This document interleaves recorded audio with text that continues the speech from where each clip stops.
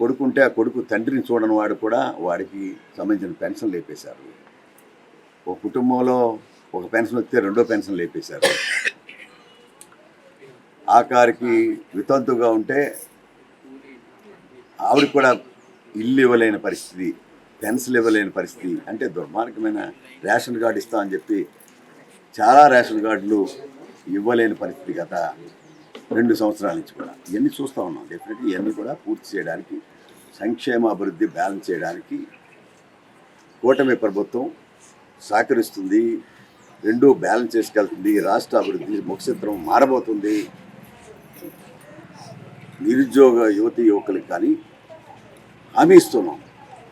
సరే, జగన్మోహన్ రెడ్డి ప్రభుత్వం చెప్తుంది నవరత్న పథకంలో ఏదో ఒక విధంగా సంక్షేమ పథకం ప్రతి ఇంటికి ఇచ్చింది. వీడి ప్రజల్ని మా దగ్గర నుంచి దూరం చేసే ప్రయత్నం ఈ ప్రజాకూటమి చేయలేకపోతుంది. ప్రజాకూటమి అనుకున్నంత ఫలితాలు రావని పదే పదే చెప్తున్నారు జగన్మోహన్ రెడ్డి. దీని మీద ఉంటుంది. ఆపద్దాల్లో ఆరితేరిన మనిషి జగన్మోహన్ రెడ్డి ప్రభుత్వం, వైఎస్ఆర్ పార్టీ ప్రభుత్వం. ఆపద్దాలే మన యంత్రం. ఈనాడు TV9 దాని మీదే పనిచేస్తుంది, సాక్షి పేపర్ దాని మీదే పనిచేస్తుంది, 10 TV దాని మీద పనిచేస్తుంది, NTV దాని మీద పనిచేస్తుంది. ప్రత్యేకంగా వారు చెప్తున్న టీవీ చెప్పాను నేను. దాంట్లో వచ్చే వార్తలన్నీ కూడా ఆపద్దపు ప్రచార బూటకాల యొక్క యంత్రాంగం, జగన్మోహన్ రెడ్డి యంత్రాంగంలో వాళ్ళు వెనకాల నుంచి ముందు ఏదో చెప్తూ ఉంటారు, తనకాల దాన్ని నిన్న చెప్తా ఉన్నారు. ఈ అభ్యర్థి కొట్టేసుకుంటున్నారు, ఇక్కడ జనసేన అభ్యర్థికి ఇస్తే తెలుగుదేశం వాళ్ళు కొట్టుకుంటున్నారు, తెలుగుదేశం ఇస్తే జనసేన వాళ్ళు కొట్టుకుంటున్నారు, బీజేపీకి ఇస్తే జనసేన తెలుగుదేశం కొట్టుకుంటున్నారు అనే మాటని TV9లో చూస్తా ఉన్నాను రోజు. ఇదే ఎంత వార్త ఉంది, ఇక్కడ రియాలిటీ ఎక్కడ కనిపించట్లే, జరుగుతూ ఉంటాయి. వాటిని ఇచ్చేదంటే 4.5 సంవత్సరాలు తెలుగుదేశం వాళ్ళు పనిచేశారు.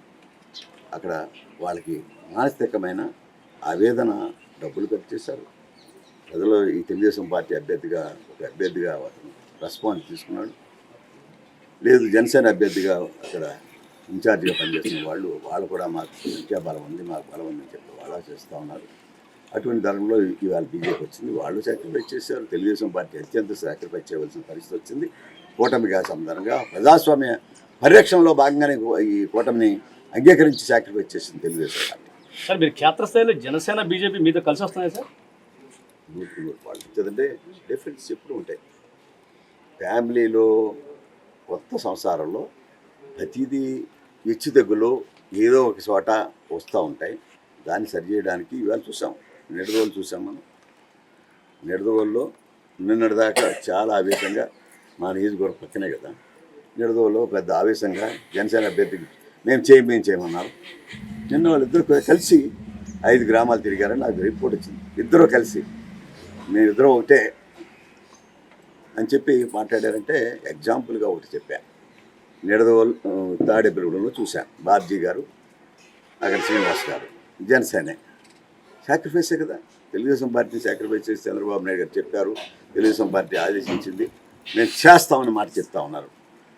అక్కడక్కడ ఇంకా బీజేపీకి ఇచ్చినప్పుడు అక్కడ ఏమవుతాయో చూస్తాం. డెఫినెట్గా మేము సాక్రిఫైస్ తెలుగుదేశం పార్టీ వారికి సంబంధించిన హామీ ఇస్తూ ఉన్నాం.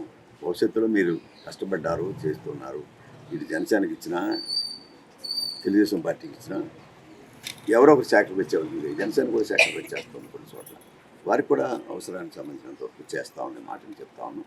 డెఫినెట్గా 100కి 100 పాళ్ళు 99% మేము సర్దుకెళ్ళడానికి, కూటమి యొక్క అభ్యర్థి గెలుపుకి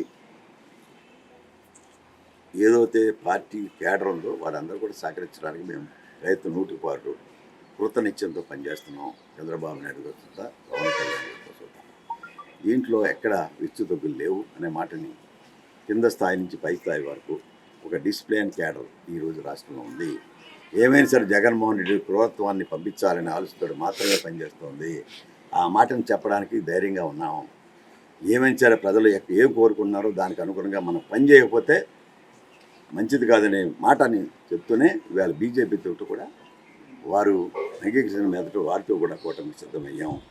ఇవాళ త్రిముఖ పార్టీలతోటి ఈరోజు కూటమి ఎన్డీఏ అభ్యర్థులుగానే మేము ఈ రాజకీయాల్లో చేస్తూ ఉన్నాం. డెఫినెట్గా కూటమి ఈ రాష్ట్రాన్ని గెలుపు గుర్రంగా ఈ రాష్ట్రం చేయబోతుంది, అధికారం రాబోతుంది. ఇటువంటి దుర్మార్గం ఇంటికి పంపించడంలో ప్రజలు ఓటేస్తారు, గెలిపిస్తారనే నమ్మకంతో మాట్లాడుతాను.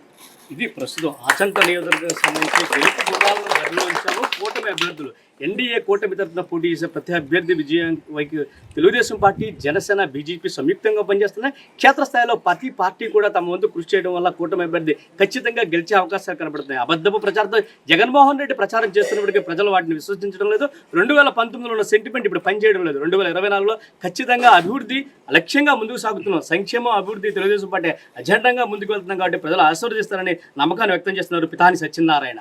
సమస్య లేని ఇల్లు ఉండదు, పరిష్కారం లేని సమస్య ఉండదు. బంధాలు గొప్పవి, బాధలు చిన్నవి. మీ సమస్యని మేము పరిష్కరిస్తాం. రండి, మాట్లాడుకుందాం.